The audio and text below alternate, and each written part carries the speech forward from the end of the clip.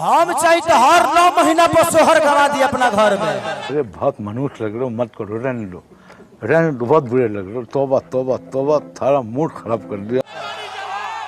अगर केहू के लगे ताकत होखे त गवा के दिखाओ सोहर। पागल है का बे? गधा है होगा। तो दोस्तों आप सभी लोगों को ये चीज तो पता ही होगा कि खेसारी लाल यादव ने हाल ही में एक प्रोग्राम में पवन सिंह को ऐसी बातें बोल दी जो उनको नहीं बोलना चाहिए था।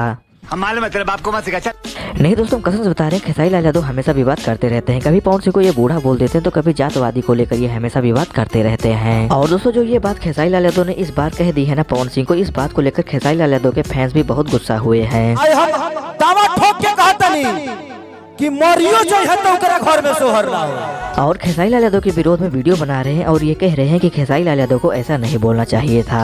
नहीं दोस्तों, खेसारी लाल यादव भोजपुरी इंडस्ट्री के इतने बड़े सुपरस्टार हो गए हैं और ये पवन सिंह के फैमिली को लेकर टारगेट करके बात कर रहे हैं। तुम्हें शर्म है? कुछ शर्म आया है? नहीं भैया, हम खेसारी लाल यादव से एक बात कहना चाहते हैं। अगर खेसारी लाल यादव को पवन सिंह को टारगेट करना ही था तो पवन सिंह के किसी गाने को लेकर कर दिए होते, पवन सिंह के किसी फिल्म को लेकर कर दिए होते। यहाँ तक भैया ये पवन सिंह को दोबारा बूढ़ा बोल देते, लेकिन भैया नहीं, इनको तो फैमिली को बीच में लाना ही था। कुछ लोग होते हैं जिनको जितना मारो चाहे जितना पीटो, वो लोग सुधरने के बजाय उल्टा और बदतमीज होते चले जाते हैं। और सबके सामने पूरे सोशल मीडिया प्लेटफॉर्म पे अपने मुंह से इनको कचरा निकालना ही था। इस प्रकार की बचकाना बातें किसी के गले नहीं उतरती, लोग मजाक उड़ाते हैं। नहीं भैया, अभी इनकी फैमिली को कोई बोलता है तो ये लाइव में आकर रोने लगते हैं और स्टेज पर क्या कह रहे थे कि हम डिप्रेशन में जाते ही नहीं हैं। हम डिप्रेशन में डाली ले, डिप्रेशन में रही लेना।